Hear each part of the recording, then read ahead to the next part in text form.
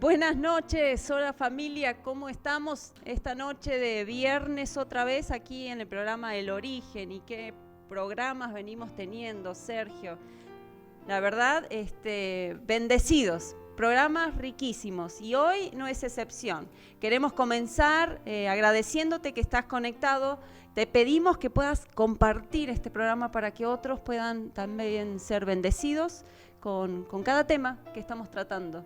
También comenzamos con los saludos. Tenemos un fan destacado esta noche que siempre nos está siguiendo y nos pone sus comentarios y nos hace tanto bien que se conecte. Y estamos hablando de Rubén Morales, alias Palito. Alias Palito, sí. Alias así es, Palito, Nancy. sí. La verdad que nos alegra que él esté conectado porque siempre nos manda un mensajito, nos da un aliento. Gracias, mi amigo Palito, como te conocemos nosotros, muy buen jugador de fútbol, ¿no? Muy bueno. Muchas gracias, Palito. También tenemos desde México Marta Abdala, nos está viendo también, nos mandó saludos. Y bueno, de la ciudad de Mar del Plata, de Buenos Aires, muchas personas nos están mandando un saludo diciendo que han sido de mucha bendición los programas anteriores, así que estamos contentos con eso. Cada programa tiene su condimento y hoy estamos con el tema atravesando las crisis, ¿no? Un tema pop en este tiempo, un hit, digamos, entre los temas, las crisis, atravesando. Bueno, esto es lo importante, es atravesar las crisis. Y hoy tenemos un invitado especial, el doctor Ernesto Yoldi. Yo conozco un poquito, porque estuvimos ahí estudiando del doctor, Sí. Y dice... Un amigo de la casa, Nancy, ¿no? Sí, ya es es nuestro médico personal, psiquiatra personal, digamos. Su esposa, sus hijos, la verdad que nos han bendecido muchísimo. Ernesto, gracias por estar. Si estamos bien es gracias a las intervenciones de Adriana, de Ernesto, que siempre ahí nos están dando una palabra del Señor. Bueno. Y doctor Ernesto Yoldi, médico, psiquiatra, terapeuta familiar. ¿Es así, Ernesto? Así es. Bueno, muy buenas noches. Muchas gracias por la invitación y por poder compartir este tiempo. Sí, así es.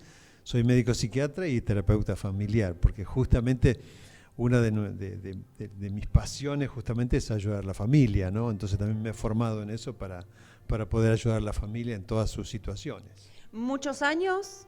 Sí, bueno, ya llevo 30 años de profesión. 30 años. Exactamente, 30 años, de los cuales, bueno, diría por lo menos 25 dentro de la psiquiatría y dentro de la terapia familiar y de la ayuda a la familia, ¿no? No solamente a nivel, diríamos, del consultorio, sino también a nivel del ministerio. También nuestra intención con mi esposa ha sido siempre elaborar materiales y cosas para justamente que la familia pueda ser bendecida. Queremos contarles que el doctor tiene unos libros escritos, entonces desde ya hacemos propaganda de estos libros que le va a ser de bendición a gente que nos está escuchando, si quiere adquirirlos también. Sí, cómo no. El Señor me permitió escribir un libro hasta ahora que ya estamos preparando la tercera edición, que se llama Cómo criar hijos sanos y contiene los principios para la paternidad según la Biblia para el tiempo que estamos viviendo, ¿no? O sea, mi intención fue extraer principios bíblicos para justamente poder apoyar a los padres en este tiempo, que sabemos que es un tiempo bastante complejo por todo lo que a nivel social estamos viviendo, a nivel espiritual, por todos los ataques que la familia está recibiendo, bueno, para que puedan tomar algunos principios de ello para ejercer su paternidad de la mejor manera. Excelente, pastor. Hemos visto y escuchado muchas de sus reuniones aquí, justamente con toda la familia de la iglesia, y tenemos muy buenos testimonios de lo que pasó después que usted nos dio muchos tips excelentes para cada uno de nosotros, ¿no? Familia en general, en realidad. Así es. Así. Nosotros tenemos una pregunta, Ernesto, para usted, Sí. una de las tantas que tenemos. En la iglesia hay un tabú con respecto a la psicología y aún a lo que se dedica a usted.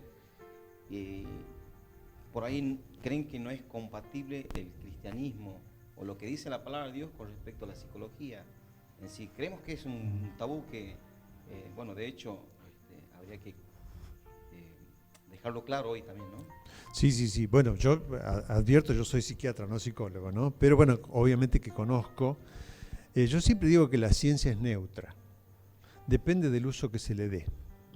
Obviamente Dios nos dio la ciencia. Es más, si uno lee el libro de Proverbios, Proverbios dice todo el tiempo que tenemos que buscar la ciencia, avanzar en la ciencia, tomar decisiones basadas en la ciencia. Y yo siempre digo, las ciencias médicas, en el caso de la psiquiatría, una ciencia empírica como es la psicología, es en sí misma es neutra. Tal vez nos provee de herramientas para ayudar, ¿no? Y en ese sentido, depende de quién las usa. Y, por ejemplo, yo siempre digo, bueno, qué sé yo, tal vez el ejemplo, no tengo nada contra los mecánicos, ¿no? Quiero advertir eso, pero muchas veces uno dice, hay mecánicos buenos y otros no. La mecánica no es mala en sí misma, porque nos provee herramientas para hacer muchas cosas y gracias a eso nuestros autos funcionan, nos pueden llevar y traer. Y lo mismo pasa con la medicina y con la psicología, ¿no? Depende de quién las usa, con qué objetivo, con qué principios.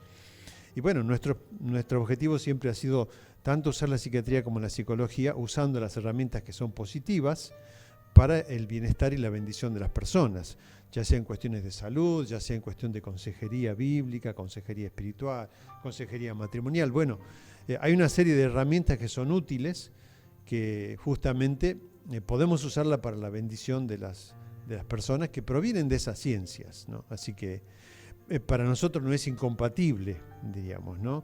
Y creemos, sí, de todo corazón que Dios ha puesto la ciencia para la bendición del ser humano.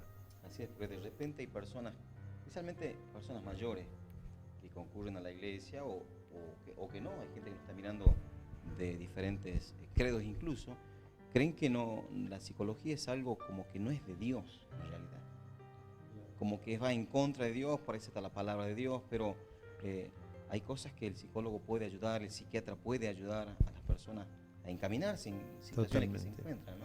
Sí, obviamente en el caso de la psiquiatría tratamos enfermedades del cerebro. El cerebro es un órgano como cualquier otro y puede sufrir enfermedades, como nos podemos enfermar del corazón, del hígado. También el cerebro puede tener enfermedades y los psiquiatras nos dedicamos a eso.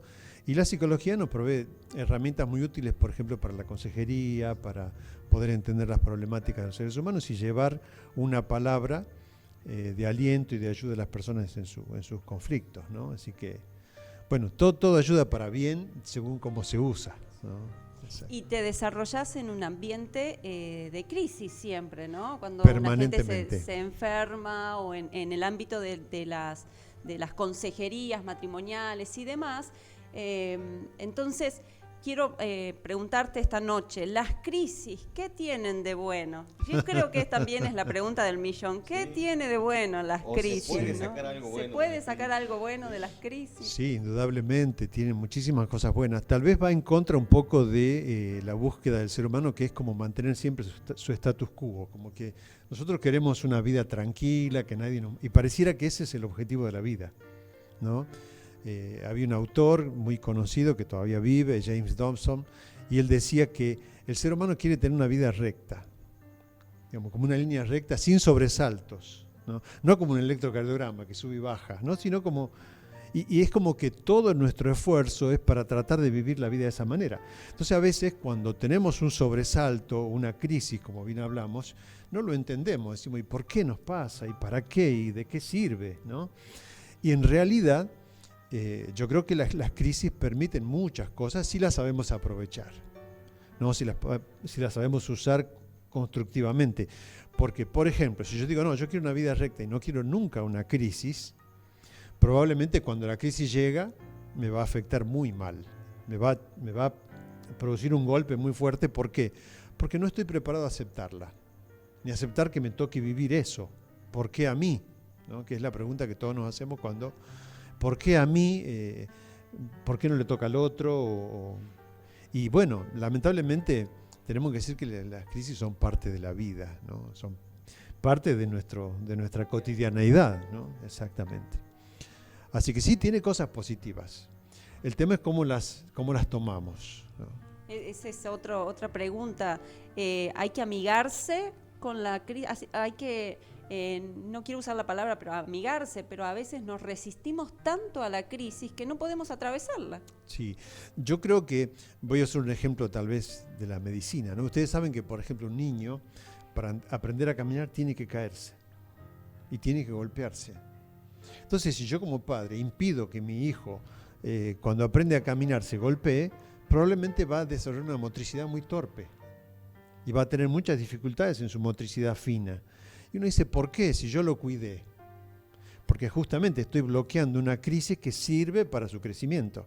Porque cuando un niño se cae, su cerebro toma nota de las distancias, de cuánto, si el paso va a ser más largo o más corto, va a aprender a equilibrarse cuando camina. Entonces, uno dice, bueno, este golpe de las caídas del niño, que para él son crisis porque llora, ¿no es cierto? Yo creo que tanto Nancy como Sergio son papás y han tenido hijos pequeños. Y uno dice, yo no puedo evitar que mi hijo se caiga. Es más, no debería evitarlo, porque de esa manera él puede crecer. Y yo creo que, tomando ese ejemplo tal vez de la naturaleza cotidiana de todos los días, es la forma de tomar las crisis, para que esas crisis nos ayuden. Dice, bueno, tengo que aceptar que esta crisis es una crisis que me va a ayudar, ¿para qué? Para crecer, para adaptarme, para mejorar, ¿no? Cosa que muchas veces no lo hacemos. Como vos bien decías, Nancy, muchas veces el ser humano tiende como a decir, no, prefiero no tener crisis. Entonces tenemos resguardo, decimos, bueno, voy a guardar dinero por las dudas, me voy a hacer asociar a la mejor obra social por las dudas para que me socorra cuando me enferme. Y buscamos como seguros a lo largo de la vida, ¿no? Bueno, en realidad no hay nada que nos pueda asegurar una vida sin crisis. No tener crisis. Exactamente, o sea que lo importante, yo creo, para poder sacarle el jugo a la crisis es aceptar que es una parte normal de la vida, ¿no? que la vamos a vivir, sí o sí. Y es como un escalón también, que al sobrepasar uno llega a otro nivel también. Exactamente. Eso nos ayuda, exacto. Emocionalmente, ¿podemos salir de la crisis esta de no poder ver nada, de no encontrarle sentido? Emocionalmente, ¿podemos salir de la crisis sin haber salido de la crisis? O sea, podemos seguir atravesando ahora en el aislamiento. Estamos en una crisis, pero emocionalmente podemos salir de ese estado de crisis mientras transcurre el periodo. Periodo. Sí, por supuesto. Yo creo que depende de cómo las personas gestionamos la vivencia que estamos teniendo, ¿no? Podemos decir, uy, esto es dramático, es lo peor que nos pudo haber pasado, y tener una visión negativa. O podemos decir, bueno, voy a ver qué puedo hacer yo para aprovechar este tiempo, cómo puedo vivirlo de una manera que me sea saludable. Muchas personas han aprovechado este tiempo, ya que estamos ahora en esta época viviendo, han aprovechado, por ejemplo, para hacer cosas que antes no podían. Por ejemplo, yo estoy aprendiendo a cocinar, que antes no tenía tiempo. Y ahora le pido la receta a mi esposa y estoy aprendiendo a cocinar porque es algo que nunca lo hice y dije, me gustaría un día aprenderlo, ¿no? Y bueno, estoy aprovechando un tiempo para eso. Y así cada persona, digamos, que ha gestionado bien este tiempo, como hay personas que la han gestionado muy mal y se han angustiado, han vivido con mucha ansiedad todo este tiempo, porque claro, es como que esa situación inesperada y para la cual obviamente nadie estaba preparado, porque ninguno de nosotros estaba preparado para vivir eso, han tenido, digamos, la frustración de ver bloqueado sus actividades cotidianas y no han tenido, diríamos, la cintura o la flexibilidad para adaptarse a la nueva situación, porque obviamente la crisis nos desafía sí o sí a una adaptación, y el adaptarnos nos permite sacar provecho de la crisis, o como vos preguntabas recién, Nancy, salir mejor parados de esa crisis que cuando entramos, ¿no? Por eso yo creo que la clave está aceptarlo, adaptarnos a esa situación, buscar la manera de gestionarla para que no nos dañe y salgamos aún mejor, ¿no? Como dice el viejo dicho, lo que no te mata, te fortalece. Entonces, bueno, no podemos permitir que una crisis nos mate, nos destruya. Al contrario, tenemos que más bien buscar salir fortalecidos. Eso creo que es la idea general de cuando estamos ante una crisis, de capitalizarla de la mejor manera, ¿no? Eso sería muy importante, ¿no? Que esta crisis nos lleve a otro nivel en nuestras vidas, ¿no? De hecho, hemos estado viendo todo este tiempo cómo, tal cual como dice Ernesto, a algunos los deprimió, los mandó allí al fondo. A otros los fortaleció, los levantó. Adaptarnos a todo esto nuevo, ¿no? Y con respecto a esto, Ernesto, hemos visto el estado de ánimo de muchas personas en este tiempo que cayeron, ¿no?, de ánimo, se encuentran, no pueden todavía sobrepasar esta situación que está pasando. Sí. ¿Qué les podrías decir a esas personas que están con el ánimo allí abajo? Bueno, eso es muy importante porque a veces las crisis pueden cronificarse. Un poco la pregunta que hacía Nancy recién, ¿no? Como, o sea, podemos salir o podemos quedarnos viviendo esa situación y hacerla un poco crónica, y esto es lo que pasa cuando no podemos superarlas. Entonces la ansiedad, la angustia, el negativismo nos empieza a ganar, y eso se empieza a hacer una parte cotidiana de nuestra vida, ¿no? Bueno, hay muchas cosas que podemos hacer. Lo primero es buscar ayuda, de todo tipo. Tenemos que buscar ayuda en nuestra familia, tenemos que buscar ayuda en los amigos, tenemos que buscar ayuda en el Señor, en la palabra, en el consejo de hermanos más experimentados. Yo creo que lo peor que podemos hacer es aislarnos y quedarnos con esa situación de estoy mal y no hacer nada, ¿no? Porque aún si estoy mal, porque la crisis me golpeó mal, me pegó fuerte, diríamos, es bueno siempre buscar ayuda en alguien que... Yo siempre creo que hay personas que ya han pasado por esas etapas. O sea, no me refiero en el sentido global, no me refiero en el sentido personal, particular. Por ejemplo, seguramente, si uno busca a otra persona, tal vez esa persona en algún momento ha perdido su trabajo, tal vez esa persona ha tenido una crisis familiar, tal vez se ha angustiado y ha estado angustiada y ha salido de esa situación. Entonces, lo peor que podemos hacer cuando estamos en una situación así, donde la crisis se empieza a cronificar, es no hacer nada y quedarnos viviendo esa situación petrificados o con un estado de pánico, ¿no? Y creo que tenemos que abrirnos justamente al diálogo, a la búsqueda de ayuda con otros, como para decir, bueno, voy a ver que otras personas que hayan pasado por esa situación, como yo digo, ya sea familiares, ya sea amigos, consejeros, pastores, personas que tienen experiencia de vida, nos puedan dar una mano para salir de eso, ¿no? Que tal vez va en contra, porque siempre que vemos que las personas se aíslan, normalmente las crisis empeoran. Es un principio, diríamos, universal, ¿no? Siempre que ante una situación de conflicto uno se aísla, la crisis empeora. ¿Y las patologías en tu servicio se incrementaron en este tiempo? ¿Qué es la patología que más se ve en el área de psiquiatría? Bueno, lo que más se ha agudizado en este tiempo han sido los trastornos de ansiedad, ¿no? Sobre todo el temor al contagio, por ejemplo, en el caso del coronavirus, ha hecho que muchas personas se vuelvan excesivamente obsesivas en su cuidado. Eso los ha cargado de mucho miedo, de mucho temor, de excesiva preocupación, porque yo creo que tenemos que tener preocupación, pero no es necesario tener miedo, ¿no? El miedo muchas veces nos paraliza, no nos permite hacer lo que debemos. La precaución, me equivoqué de palabra, la precaución es positiva, ¿no? Lavarnos las manos, usar el barbijo en los lugares que tenemos que usar, evitar estar en aglomeraciones de personas. O sea, lo que habitualmente los servicios de salud nos indican es lo normal. Ahora, hay muchas personas que están con miedo, incluso ahora que la cuarentena se ha flexibilizado en nuestra provincia, por ejemplo, no quieren salir. Tienen terror a salir porque piensan que si salen de la casa se van a contagiar.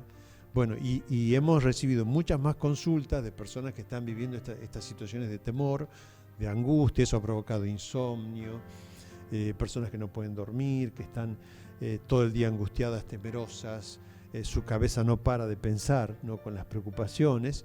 Bueno, y eso ha sido lo que más hemos visto, junto con casos de automedicación y aumento del consumo de alcohol también, porque el alcohol también tiene ese efecto tranquilizante y euforizante que ha hecho que una buena franja de la población haya aumentado mucho el consumo de alcohol. Yo estuve viendo, escucho a la gente, tiene mucho miedo a la muerte. No sé si tanto a contagiarse, me voy a contagiar, no, tengo miedo de morirme, esa es la realidad, ¿no? Sí, y por eso yo hablábamos antes de este encuentro y cuando hablo con mis colegas y todo, decimos, bueno, tenemos que acostumbrarnos a convivir con esta enfermedad, porque evidentemente es una enfermedad que hasta que no se descubre una vacuna va a estar presente de una manera o de otra, tal vez en forma cíclica, como todas las enfermedades infecciosas. Vamos a tener que aprender a convivir, ¿no? Y en ese sentido, el temor a la muerte, yo creo que es una crisis ya de tipo existencial que se nos plantea en esta situación particular. Y que, bueno, nos lleva a veces a hacernos preguntas mucho más profundas, ¿no? mucho más incluso profundo. eternales, ¿no? Exacto, claro, exacto. Nancy, tenemos una canción con la profe. Gracias por estar, profe. Gracias. Un gusto que esté con nosotros. Y Anita van a guiarnos en una canción antes de pasar a otro tema. Una ¿Sí? cortina musical y no se desconecte. Tenemos algunos anuncios y volvemos al programa.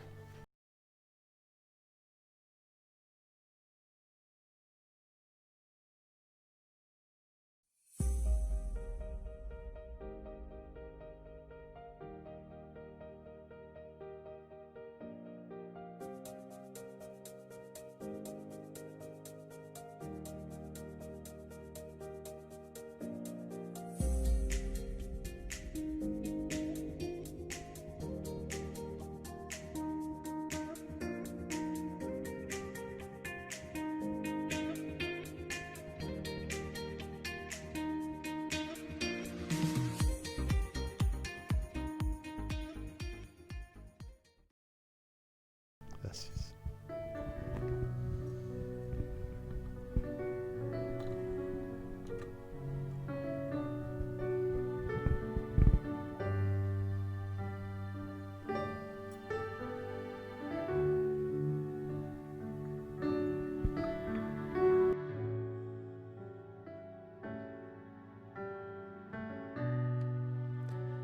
Aún sin poder tu santo rostro contemplar, y aunque tu trono arriba en los cielos, lejos parece estar, aún sin poder la herida de tus manos tocar.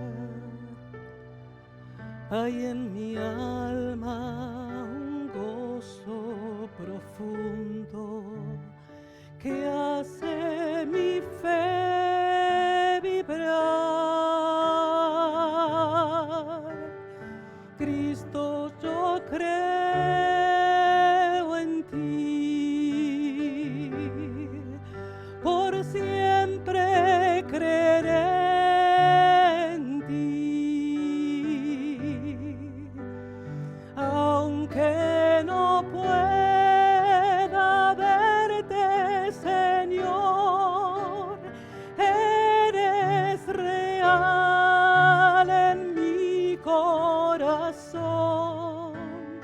Cristo, yo creo en ti, por siempre creeré en ti, aunque se niegue el mundo a creer, no dejaré mi gozo perder.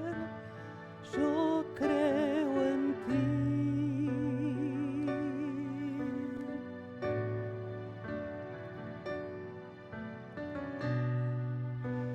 Enviado del cielo, eres aquel escogido por Dios. Eres el único y cierto camino hasta tu corazón. Moriste en la cruz, resucitaste y hoy vives en mí. Venciste al pecado y la muerte, y ahora soy libre al fin. Cristo, yo creo en ti, por siempre creeré en ti,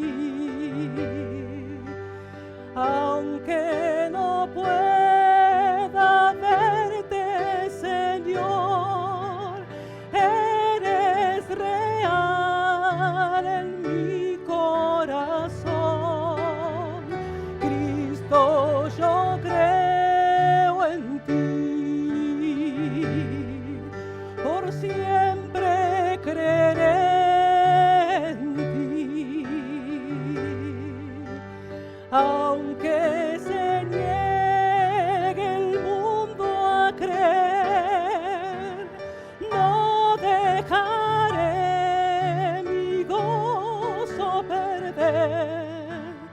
Yo creo en ti,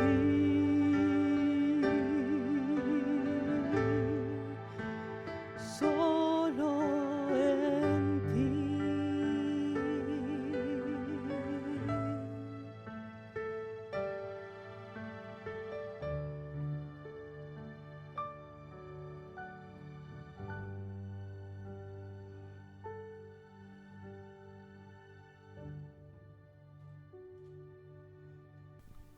Bien, Nancy, qué lindas palabras de esta canción que estuvimos escuchando, Yo creo en ti, y nos lleva a toda esta situación que estamos hablando, Ernesto, a ponernos en las manos del Dios que todo lo sabe, todo lo conoce, así que nos ha encantado la letra de esta canción. Nancy, ¿tenés alguna pregunta? Sí, estaba pensando en una historia en la vida de David, donde toma malas decisiones y se encuentra en un momento de crisis, ¿no? Había cosas que había perdido y dice que David lloró hasta que sus fuerzas se agotaron. ¿La angustia puede enfermarnos? Sí, sí, sí, por supuesto. Si bien la angustia es un síntoma, bueno, la angustia en realidad es un sentimiento, ¿no? Así como la alegría es un sentimiento, la angustia también es un sentimiento que Dios lo ha puesto justamente para que podamos expresar nuestro dolor, ¿no? Pero cuando esa angustia se hace mucho más intensa y donde empieza a ser, digamos, a ocupar buena parte del día y de nuestros días, obviamente nos puede enfermar y se puede transformar en un síntoma de una enfermedad mayor, ¿no? Por eso es que en cierto modo la angustia, cuando se puede liberar, como es en el caso por ejemplo de un duelo, muchas veces cuando nosotros sufrimos un duelo, que también es una crisis, una pérdida, la angustia nos lleva al llanto, el llanto nos libera y después de eso es como que nos sentimos más tranquilos. Claro, ¿no? una cosa es llorar y otra cosa es ahogarse en el llanto, ¿no? Exacto. Ahora, esta descripción nos habla de una angustia muchísimo más intensa y donde si esa angustia toma ciertas dimensiones, probablemente ya nos está avisando de que estamos entrando en una situación mucho más compleja, ¿no? Y donde sí, obviamente eso nos puede llegar a enfermar. Podríamos decir que es como la fiebre, ¿no? La fiebre nos indica de que hay una enfermedad. No es una enfermedad en sí misma, pero nos avisa cuando se presenta de que hay algo que está cursando una infección probablemente en nuestro cuerpo, ¿no? En ese sentido, la angustia intensa, más allá de lo normal, de lo pasajero, de lo reactivo frente a una situación que la provoca, cuando se hace permanente, se hace prolongada, sí puede estar avisándonos de una situación mucho más grave en nuestra salud. ¿Y cuándo saber que tenemos que pedir ayuda?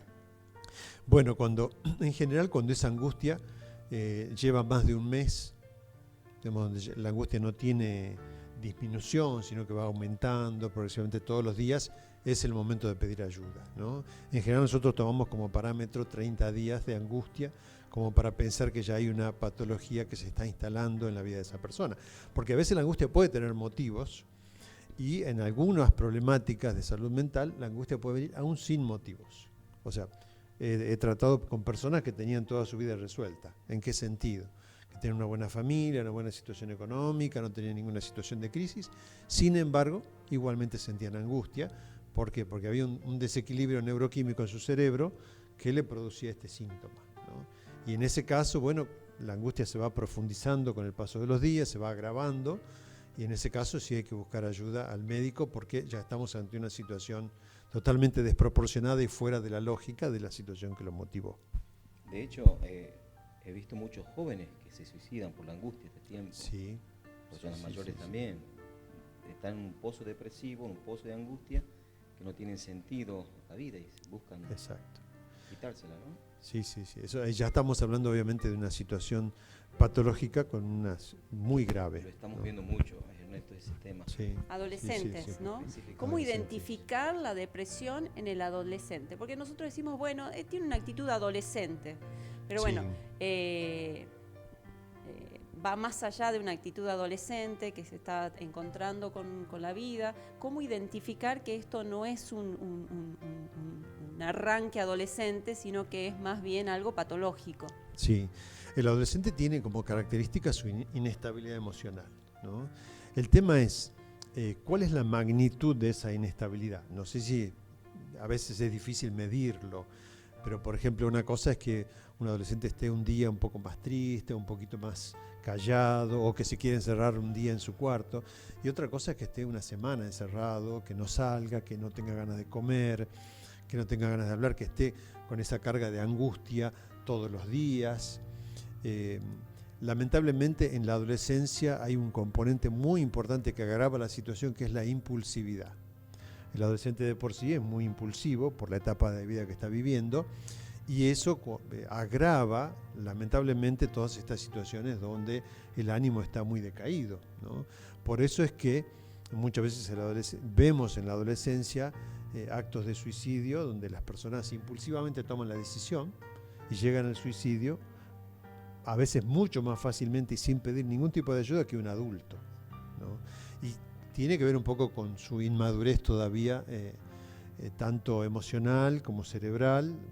Sabemos que el cerebro crece hasta los 20 años, así que estamos en una etapa todavía de inmadurez, y eso hace que muchas veces el adolescente pueda tomar decisiones así muy rápidas.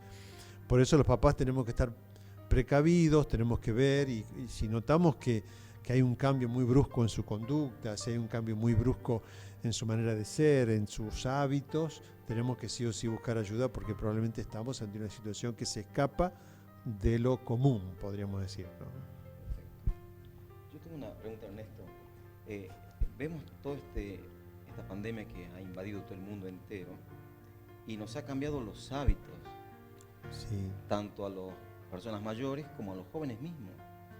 Y hemos visto que aún incluso los colegios no pueden terminar, quedaron algunos truncados con sus facultades, y llevó al joven a perder los sueños, y aún a las personas mayores a dejar los sueños atrás. Sí. ¿Qué le diríamos a esas personas que están en esa situación el día de hoy? Sí, yo les diría siempre que llovió paró. O sea, ¿en qué sentido? Es decir, bueno, este es un periodo que, si bien se está prolongando, tenemos que adaptarnos para vivir con esta situación y probablemente reinventarnos, que es una palabra que estamos usando mucho hoy en día. ¿Por qué? Porque nos damos cuenta de que todo lo que nuestro estilo de vida habitual ha cambiado, ¿no? Entonces tenemos que adaptarnos a nuevas formas, a nuevas maneras, a nuevos sueños, porque tal vez el sueño de antes era, bueno, no sé, qué sé yo, voy a tener un negocio, voy a ser profesional, y a lo mejor el sueño de ahora es diferente, ¿no? Voy a estudiar de otra manera, voy a dedicarme a hacer otra cosa a lo largo de mi vida, no a lo que a lo mejor hace 20 años los jóvenes anhelaban. Yo creo que es muy importante ser flexible, ¿no? Ser flexible, entender que esto va a pasar y que no necesariamente vamos a volver a lo mismo de antes. Vamos a volver a una situación diferente, pero lo bueno es que esa situación nos encuentre adaptados para poder enfrentarla y sacarle el mayor provecho. Es más, nosotros mismos podemos crear situaciones nuevas. El ser humano a veces está muy acostumbrado a vivir como que Bueno, mi mamá tenía una frase que yo ahora me acuerdo. Ella decía, el hombre es un animal de costumbres. Digamos, el hombre es Y obviamente los seres humanos hacemos hábitos muy fácilmente. Y después nos cuesta cambiar el hábito, ¿no? Y estamos habituados porque la cultura nos enseñó a vivir de una manera. Y ahora eso está en tela de juicio, o sea, tenemos que cambiar. Yo escuchaba un colega que decía, bueno, todas nuestras sociedades se han basado, por ejemplo, en la seguridad económica, en viendo la economía como fuente de sustento, y aún iba más adentro, decía, viendo a la comunidad y a la sociedad y a los grupos de pertenencia que nos daban seguridad. Y estas dos cosas hoy en día están dejando de ser fuente de seguridad, lo económico, por lo que estamos viviendo, y los grupos que nos daban sustento también, porque ahora ya no podemos participar de reuniones grupales como antes, ¿no? Qué sé yo, sin ir más allá, yo pienso en el fútbol. ¿Cuánta gente del fútbol le daba sentido a su vida? porque iban todos los domingos a la cancha, alentaban su equipo, y hoy en día no hay fútbol. Hacían un cable a tierra. ¿Y ahora qué hacemos, no? ¿Y qué le da sentido a mi vida ahora? Entonces, por eso yo creo que lo importante, Sergio, tu pregunta es tener en cuenta que tenemos que estar flexibles a adaptarnos a nuevos tiempos y no aferrarnos a hábitos que obviamente no han sido malos, han sido buenos, pero tal vez tienen que dar lugar a otros hábitos ahora mejores y diferentes de acuerdo a lo que la realidad nos va planteando. Hemos visto en este tiempo, Ernesto, cómo la gente ha hecho un clic, muchos, y les fue para bien, ¿no? Sí. De repente descubrieron talentos y capacidades que antes no sabían que lo tenían, ¿no? De repente Exacto. esta situación... Como mi talento para cocinar, por ejemplo. Tal cual. Entonces sería bueno un resetearnos, ¿no?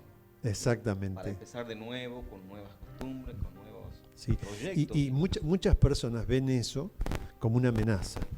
Pero tengo que cambiar todo lo que... Y bueno, hay que verlo como una oportunidad, ¿no? Perdón, Ernesto, de repente a muchas de las personas se nos cayó toda la estantería. Claro. Todo lo que teníamos armado, los conceptos y todo lo demás, se nos cayó todo. Exacto. Es como un comenzar de nuevo en este tiempo, ¿no? Sí. Por eso, bueno, adaptarnos, resetearnos, está lindo el término que usaste, ¿no? Un término cibernético, resetearnos para empezar de nuevo. Y creo que eso es lo que más nos cuesta a los seres humanos, a encontrar una nueva manera. Pero bueno, este es el desafío de este tiempo, es el desafío que todos tenemos, ¿no? Entonces podemos animar a las personas mayores, los jóvenes que sigan con sueños y aún más grandes todavía. Sí, es simplemente cambiar la forma. Yo creo que si mi sueño era ayudar a las personas, a lo mejor ahora no puedo ir en grupo a ayudar a las personas, pero puedo ir solo, puedo ir de a dos, qué sé yo. O sea, digo por decir algo, ¿no? A lo mejor no puedo viajar a alimentar a los niños de África, pero puedo ir hasta un barrio vecino al de mi casa, donde haya niños que necesiten alimento o ayuda. Entonces, es como que nuestros deseos, nuestros anhelos se tienen que adaptar a lo que podemos, ¿no? Y a lo que es bueno hacerlo en este tiempo. Y yo creo que si somos creativos, indudablemente vamos a encontrar la manera, y Dios va a permitir que eso sea así también. Las sociedades más fuertes se han visto que son las sociedades que han superado una guerra, son resilientes a una Exacto. situación crisis muy fuerte como Alemania, China.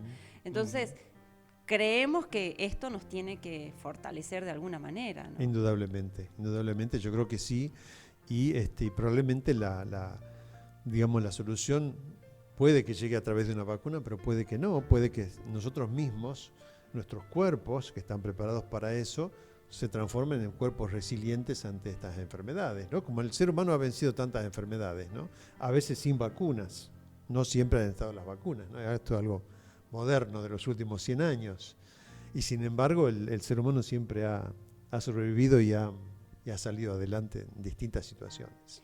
Ernesto, ¿hay disparadores para la esquizofrenia? Por ejemplo, ¿la angustia te puede llevar a despertar o son patologías totalmente distintas? ¿Por qué te digo? Porque hay gente que dice, no, esto me va a volver mal. Y tal vez no tiene nada que ver. O sea, la enfermedad, la esquizofrenia es una cosa y la angustia nos puede llevar a otra patología, pero no Exactamente, es lo mismo. sí. La esquizofrenia es un trastorno mental muy severo, que generalmente tiene un origen, todavía no lo sabemos, pero evidentemente hay una disfunción genética que la produce, pero la angustia no necesariamente nos va a llevar a esas enfermedades, ¿no? Sí, obviamente la ansiedad, la angustia, que se desarrolla a largo plazo puede traer complicaciones de otro tipo, por ejemplo cardiovasculares, puede, afectar distintos órganos de nuestro cuerpo. Está demostrado ya hoy en día que la ansiedad y la depresión son un riesgo cardiovascular al mismo nivel que el tabaquismo, que la diabetes, que la obesidad, otros factores de riesgo. Por eso es que, es necesario atenderlas. Pero no tiene nada que ver con la esquizofrenia. Yo veo que la gente mezcla, tiene temor a eso. Sí. Bueno, tendría que tener temor a todo lo que nos está afectando, ¿no? Como dijo Ernesto, esto es parte como que te duele una pierna, tenés otra enfermedad, bueno, la parte cerebral también, ¿no? Neurológica. Exacto. Así que rompemos los tabús, hagan consultas, sáquense en las dudas con los psiquiatras, con los psicólogos, para que tengamos una sociedad más sana, ¿no? Y yo bendigo al Señor porque dentro del ámbito de la psiquiatría tenemos muchos cristianos, ¿no? Que nos ayudan en esta pata, que Exacto. es la parte espiritual, ¿no? Como hablaba acerca de David, decía, David lloró hasta que las fuerzas se agotaron, pero sigue la historia, dice, se fortaleció en el Señor. Y se había equivocado, pero volvió una historia, comenzó a caminar una historia diferente, ¿no? Ernesto, ¿qué nos dirías para aquellos que estábamos acostumbrados a aferrarnos en la iglesia? Bueno, el templo se cerró. ¿Cómo hacer? ¿Cómo atravesar la crisis ahora que parece que estamos solos, ¿no? Bueno, confiando en el Señor, pero ya no tenemos a los hermanos que nos ayudaban a cantar, a orar, a buscar al Señor. Ahora estamos solos. ¿Qué nos recomendás? Bueno, yo creo que más que nunca, indudablemente tenemos la posibilidad de aferrarnos a Dios, al Señor y a su palabra y a una comunión íntima con Él. Yo pienso mucho y estuve reflexionando mucho en la situación de Abraham, por ejemplo, cuando Dios lo llamó, ¿no? Y la Biblia dice que Abraham salió, nos dice Hebreos, sin saber a dónde iba. Y yo digo, qué fe profunda tuvo Abraham para salir sin conocer el destino. Y todos los seres humanos queremos que alguien nos asegure a dónde vamos a llegar. Si vamos a estar bien, si vamos a poder solucionar el problema, si vamos a tener el dinero que necesitamos, si no nos vamos a enfermar, ahora que hablamos de la enfermedad, ¿no? Y yo creo que no tenemos que buscar ese tipo de seguridad. Creo que más bien tenemos que saber que mientras estemos caminando de la mano del Señor, Él nos va a llevar al mejor lugar. Y esta situación, hablábamos recién, Nancy, vos me preguntabas recién y comentabas del miedo a la muerte que muchas personas tienen, ¿no? Cómo esto ha despertado otra vez en el ser humano el miedo a la muerte. Y decíamos, es una pregunta existencial porque también te cuestiona para qué vivís, cuál es el sentido de tu vida, ¿no?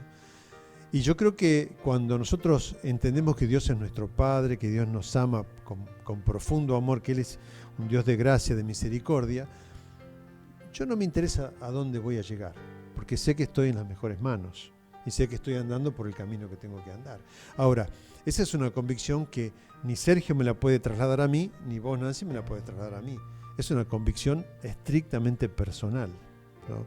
Que yo tengo que cultivarla en mi encuentro profundo con el Señor y saber que, pase lo que pase, estoy caminando en las manos de Él, ¿no? Así como Abraham salió sin saber a dónde iba. Y hay otra frase también que me gusta mucho, que dice que Dios es galardonador, da premio a aquel que lo busca. Entonces yo digo, si Dios es mi Padre, no me va a dar nada malo. Ahora, eso no quiere decir que no me voy a enfermar, que no voy a pasar por crisis, por situaciones, pero detrás de todo eso está Dios guiándome, acompañándome. Y esa convicción profunda, yo creo que hoy en día se da la oportunidad de que todos los cristianos, que a lo mejor no podemos congregarnos como lo hacíamos antes, estamos todavía aún más desafiados a cultivar nuestra fe en forma personal. Con esto no quiero decir que no podamos tener comunión, ¿no? Porque obviamente podemos hablar, podemos orar con los hermanos, pero más que nunca nadie me puede prestar la fe. La fe tiene que ser mía, la fe tiene que ser profunda. Y creo que las situaciones de crisis muchas veces cuestionan cuánto creemos en ese Padre, en ese Dios. Yo siempre digo que lo contrario de la fe no es la incredulidad, es el miedo. Porque es el miedo lo que nos impide confiar, ¿no? Y yo digo, si yo tengo miedo ahora y me paraliza el miedo es porque no estoy confiando en que Dios quiere lo mejor para mi vida, que mi destino, diríamos, está en las manos de Dios, ¿no? Entonces yo siempre me gusta alentar a los hermanos, decirles, hermano, usted está en las manos de Dios, confíe en Dios, deposítese en Él, busque su palabra, busque que el Señor le dé una palabra de certeza para su vida, donde usted se pueda aferrar, ¿no? Y cultive esa vida espiritual, esa espiritualidad, que creo que es lo que finalmente da sentido a nuestra vida. Y ya sea que vivamos más o que vivamos menos, lo importante es vivir con propósito. Indudablemente creo que es la base y creo que es el gran desafío que tenemos hoy en día. Y obviamente invito a todas las personas que nos están viendo, escuchando, a que se decidan cada día más a aferrarse al Señor, a buscar estar en su camino y un poco a seguir el ejemplo de Abraham, ¿no? Bueno, yo no sé en qué va a terminar la crisis, pero sé que Dios está detrás de todo.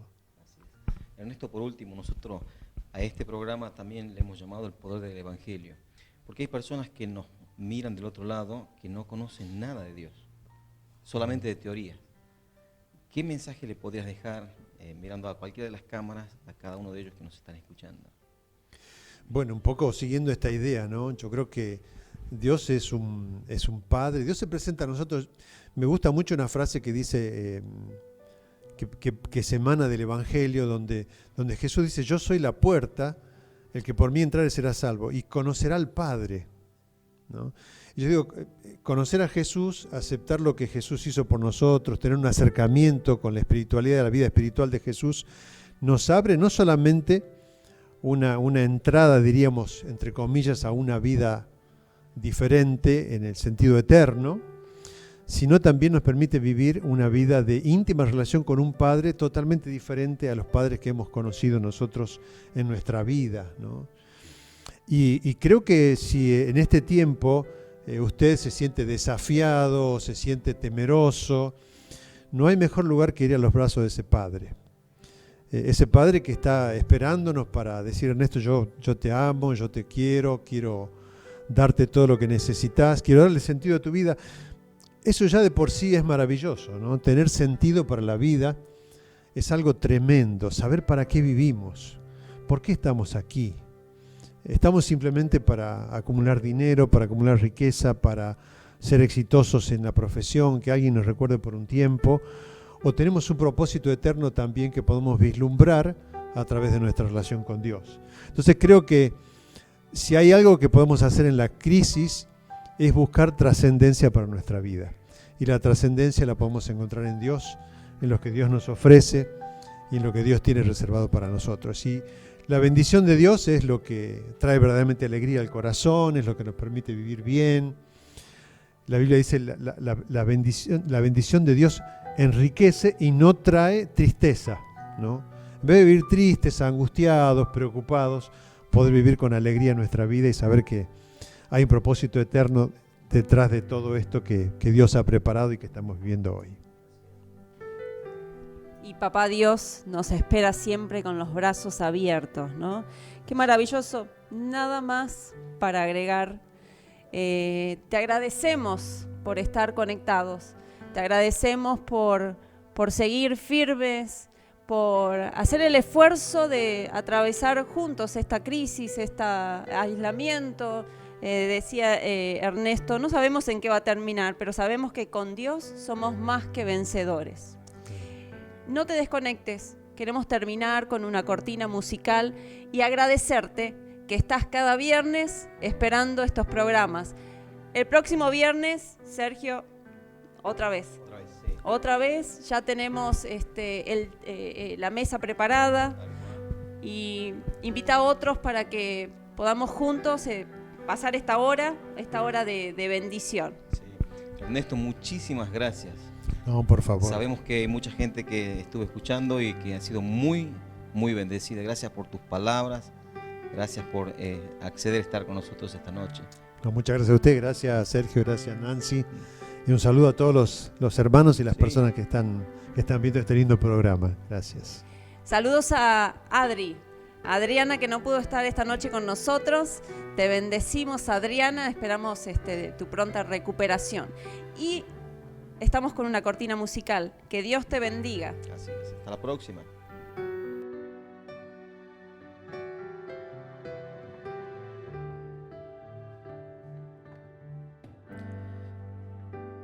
Yo he visto el dolor acercarse a mí, causarme heridas, golpearme así, y hasta llegué a preguntarme, ¿dónde estabas tú?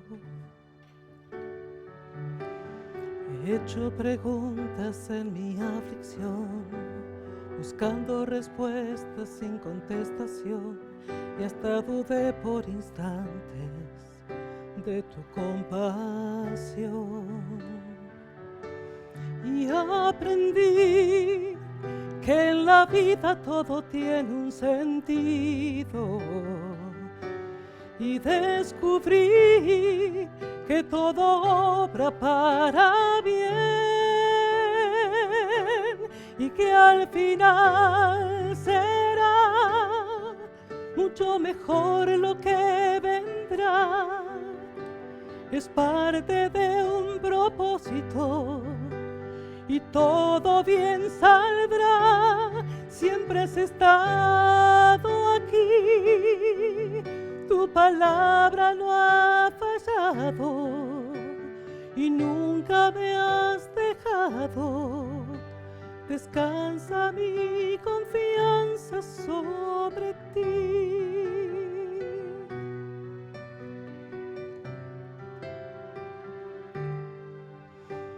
Yo he estado entre la espada y la pared, rodeada de insomnio sin saber qué hacer, pidiendo a gritos tu intervención. A veces me hablaste de una vez, en otras tu silencio solo escuché. Qué interesante tu forma de responder. Y aprendí que lo que pasa bajo el cielo, conoces tú, que todo tiene una razón, y que al final será mucho mejor lo que vendrá. Es parte de un propósito y todo bien saldrá. Siempre has estado aquí, tu palabra no ha fallado y nunca me has dejado. Descansa mi confianza sobre ti.